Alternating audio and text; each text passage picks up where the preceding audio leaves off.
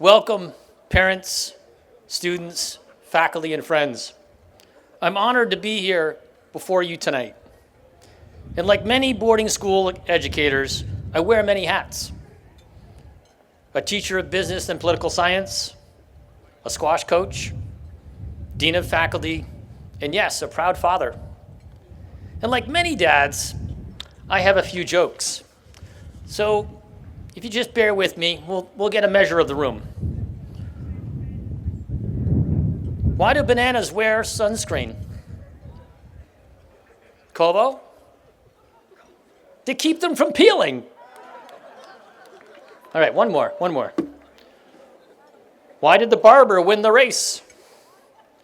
He took a shortcut. All right, so as the students know, I like dad jokes, and if they visit my office, I'll tell them some. You are a tough crowd, but hopefully the rest will win you over. Unbeknownst to many, I am the product of an independent school education. I attended schools like King's.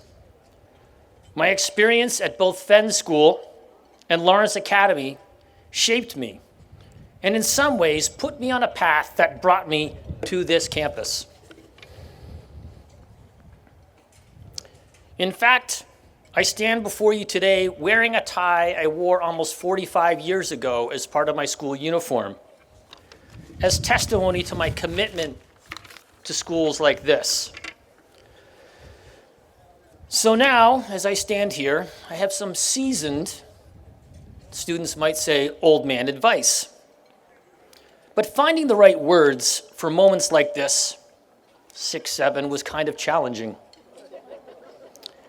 I scoured Shakespeare, and while his words are powerful and moving, they weren't quite right for today.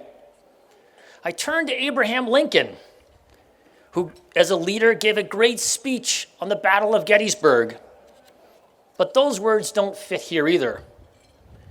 And reading John F. Kennedy's speech in words, and he said, "Ask not what your country can do for you, ask what can you do for your country," I was getting closer to finding my muse. I was looking for commanding and poignant words of a leader, someone whose message and experiences would connect with the students. I wanted someone who attended a school like King's, whose experiences would resonate with them, who understood the Middle East. And then it dawned on me. I think I found my speaker. So I dug through the papers, and in and amongst them, I found the words I was looking for. And I quote, "Today, more than ever, we need creative minds to address the issues of the age. And one of the most urgent is this: how can humanity know so much, achieve so much, and still fail so many people so badly?" These are the words spoken by King Abdullah II almost 20 years ago at the Petra Conference. And here at King's, his words empower us and, in some ways, become our mandate. They are our marching orders. You, the graduating class, are the creative minds.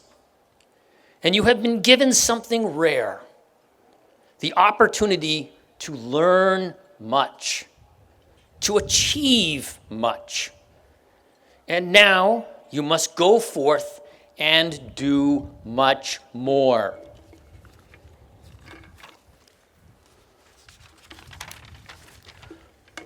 My words today may fade, and in the days and weeks and months ahead, you may not remember a single thing I say.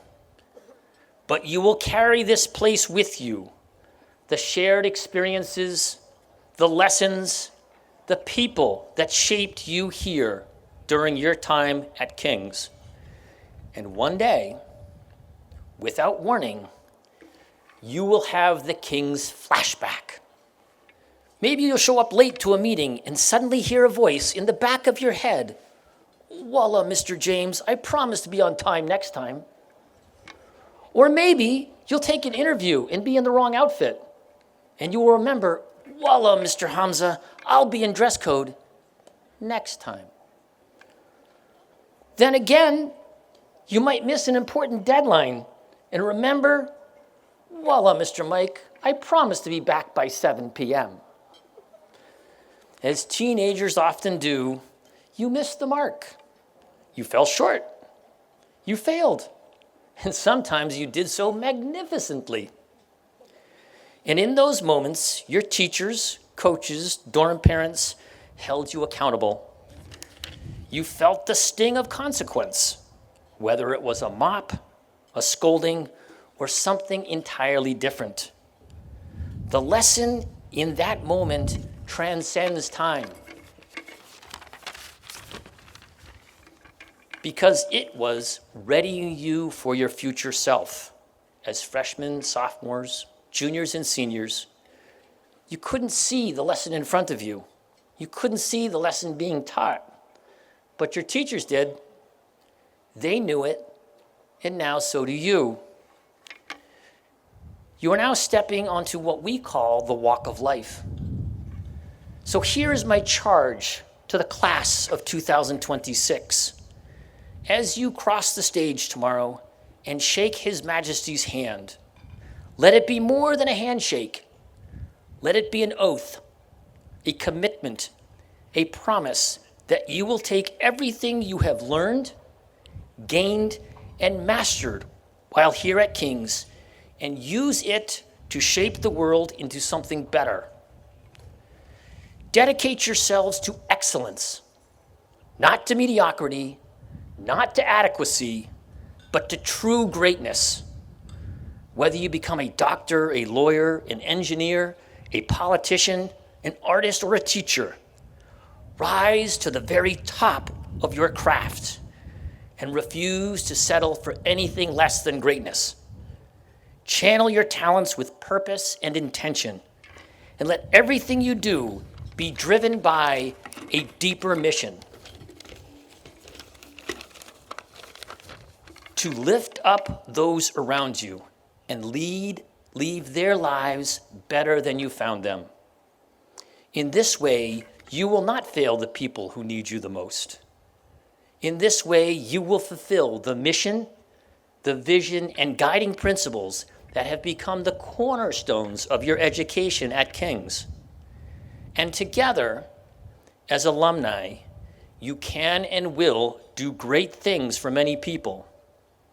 So, to the fabulous class of 2026, my final words of wisdom are simple. Have fun, work hard, and do great things for other people. Congratulations, good luck, and thank you.